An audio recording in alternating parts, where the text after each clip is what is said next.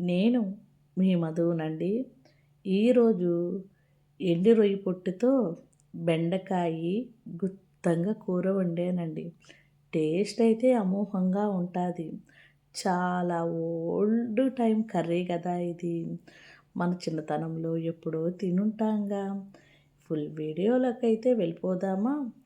ముందుగా ఈ బెండకాయలైతే నేను ఆర్గానిక్ ఫార్మ్స్ కాడ అమ్ముతారుగా, అక్కడ తీసుకొనొచ్చానండి. ఫ్రెష్‌గా ఉండేటట్టు. వీటిల్లో మనము ఒక మోస్తారుగా మరీ ముదురు కాదు, మరీ లేత కాదు.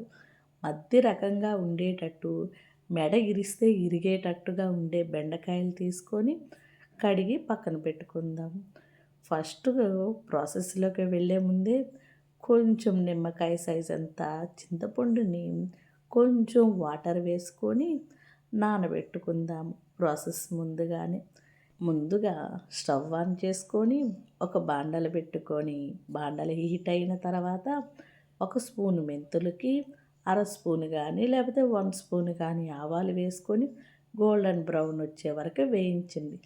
అదే స్టవ్ మీద ఒక మందపాటి దబర కానీ లేకపోతే మందంగా ఉండే కుక్కర్ కానీ తీసుకొని మన కర్రీకి సరిపోయేంత ఆయిల్ వేసుకోండి. ఎక్కువ వేసుకుంటే తీయటం కష్టం కాబట్టి కొంచెం తక్కువగా వేసుకున్న మధ్యలో యాడ్ చేసుకోవచ్చు.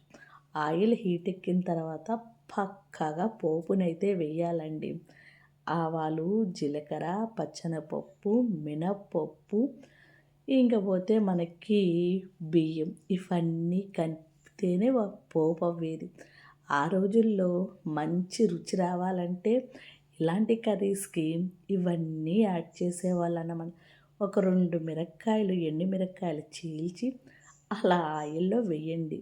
వీటిలన్నిటిలో మనకి పోపు వేగిన తర్వాత ఆనియన్స్ ఒకటి కానీ 2 కానీ తీసుకొని ఒక మోస్తారుగా కట్ చేసుకొని వేగిన పోపులోకి ఇవి కూడా వేయండి.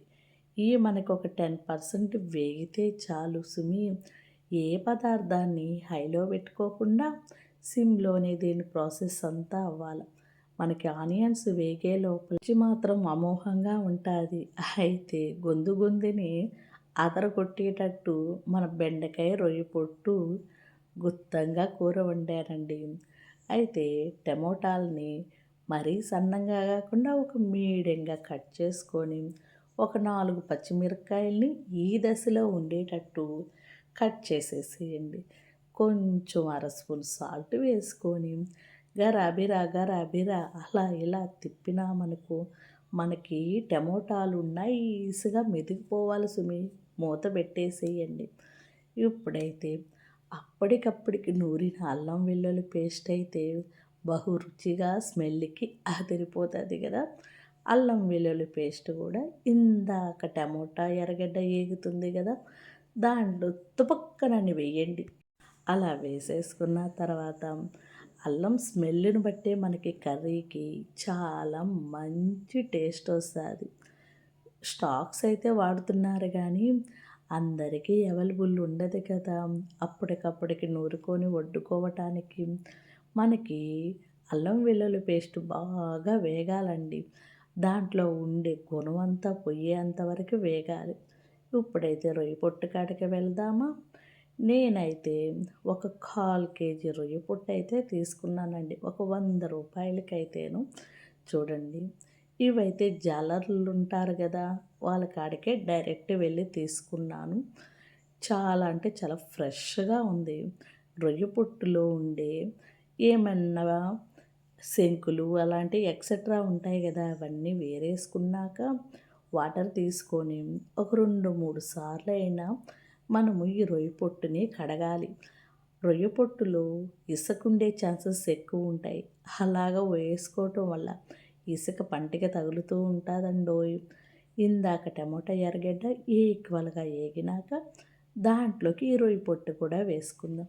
ఇలాగా కొంచెం సేపు రొయ్య పొట్టు ఆయిల్లో వేగిందనుకోండి, దాంట్లో ఉండే నీసు వాసన కొంచెము పారిపోయే ఛాన్సెస్ ఎక్కువ ఉండాలి.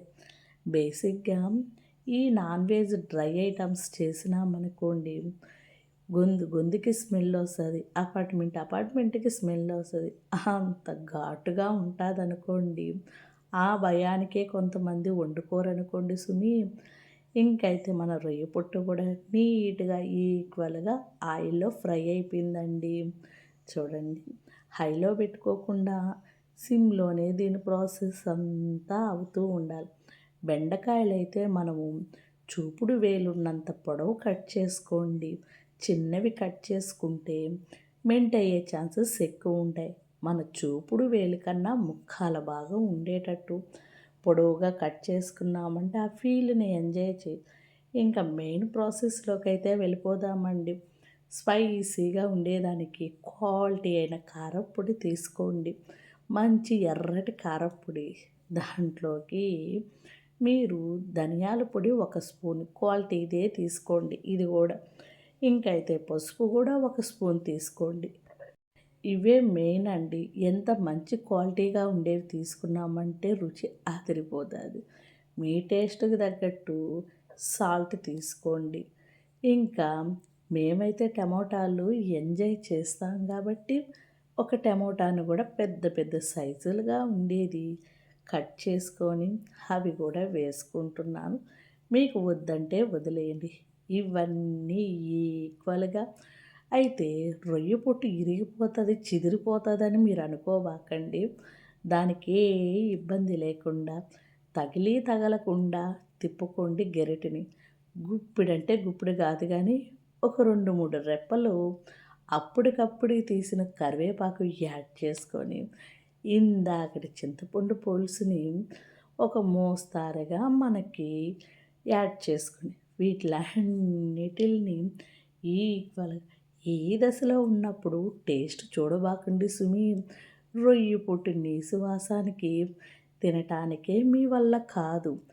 ముక్కాల భాగం కుక్ అయిన తర్వాతే ఎప్పుడు కూడా మనం పదార్థాన్ని ఉప్పు కారాలు చూసుకోవాలి.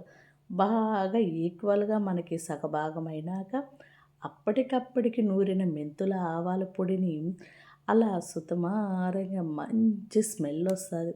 ఏ నీసు పదార్థానికి కానీ చేపలు ఇలాంటి పులుసు పదార్థాలకు కానీ కంపల్సరీగా మెంతుల ఆవాల పొడి చల్లినారనుకోండి, బ్రహ్మాండమైన వాసనతో రుచి కూడా అదిరిపోతుందండి.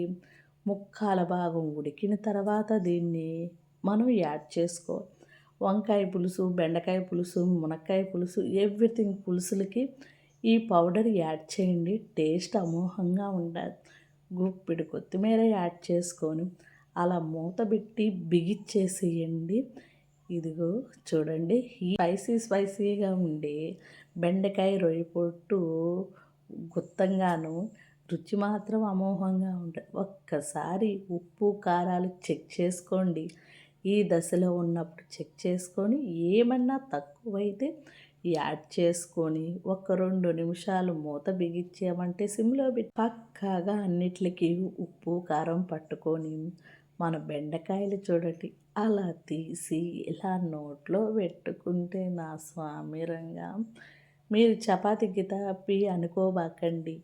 ఇది ఓన్లీ రైస్ కానీ సంగటి వేడి సంగటి తీసుకొని అలా మన ప్లేట్లో వేసుకొని మధ్యలో గుంట దవ్వి దాంట్లోకి పులుసు యాడ్ చేసుకొని సంగటిని సుతమారంగా అలాగ మన బెండకాయ వెత్తి తింటూ ఉంటే ఉంటుందిరా రాంబాబు. అబ్బబ్బబ్బబ్బబ్బా, ఆ రోజులే వేరులే అబ్బ. మన కర్రీ అయితే అయిపోయింది. ఇప్పుడు కొత్తిమీర యాడ్ చేసుకుందామా. అలా ఒక హాఫ్ అన్ అవరో ఒక 1 అవరో ఉంచేసినామనుకోండి, అన్నీ ఈక్వల్గా మల్లుకుంటాయి. అంత టైం మనకు లేదు కదా.